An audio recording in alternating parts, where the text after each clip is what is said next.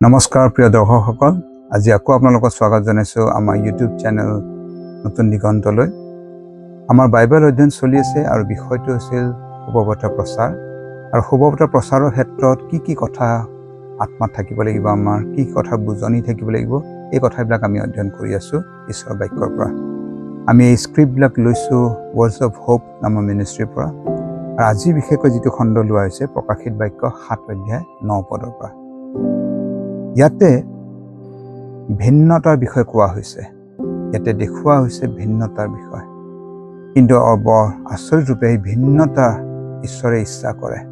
একতা যেনেকৈ ঈশ্বৰে ইচ্ছা কৰে, ভিন্নতাও ঈশ্বৰে ইচ্ছা কৰে। এই ভিন্নতাৰ বিষয়ে আজি আমি চাবলৈ গৈ আছোঁ।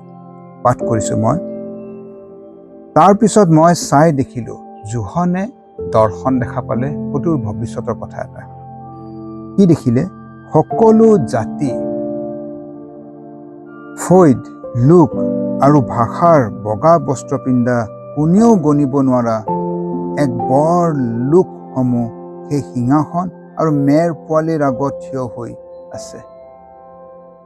এই কথাষাৰ, এই মানুহবিলাক কোন হয়? সকলো জাতিৰ মানুহ।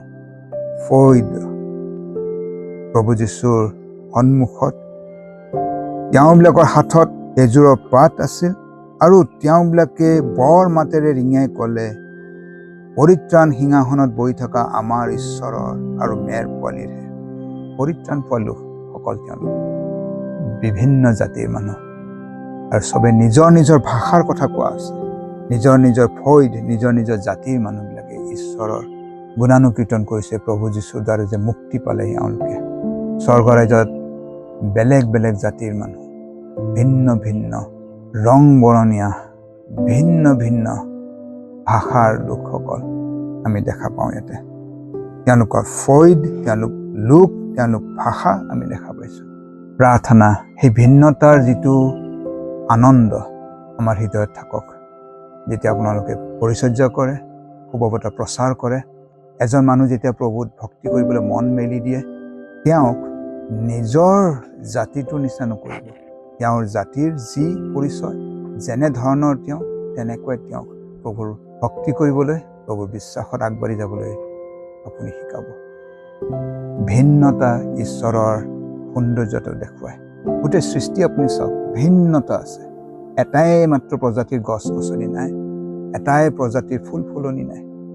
একেই ভাষাৰে গীত গান নহ'ব, ভিন্ন ভিন্ন ভাষা, ভিন্ন ভিন্ন ফৈদৰ মানুহবিলাকে তেওঁক স্তুতি কৰাটো ইয়াতে আমি পাইছোঁ।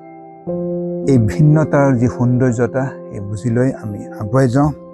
এই যিটো ছবি আমি লৈ পেলাই শুভবাৰ্তা প্ৰচাৰ কৰোঁ, এই ছবি বুকুত বান্ধি লৈ পেলাই আমি আনক শিষ্য বনাওঁ। এই ছবি বুকুত লৈ পেলাই আমি আনক প্ৰভুৰ বাটত কেনেকৈ চলিব লাগে শিকাওঁ। প্ৰাৰ্থনা, আপোনালোকেও সেই ছবিটো, সেই সুদূৰ ভৱিষ্যতৰ যিটো জোহনে দেখা যিটো ছবি, আপোনালোকে হৃদয়ত বান্ধক আৰু নিজৰ যিটো শুভবাৰ্তা প্ৰচাৰ যিটো কাৰ্য কৰি আছে, আগবাঢ়ি গৈ থাকক। আপোনালোকে ভাল সেৱক হৈ উঠিব, আপোনালোকে ভাল পৰিচৰ্যাকাৰী হৈ উঠিব। ধন্যবাদ প্ৰিয়সকল, আজিলৈ ইমানে। মই বিকাশ শৰ্মা আপোনালোকৰ পৰা বিদায় লৈছোঁ। নমস্কাৰ।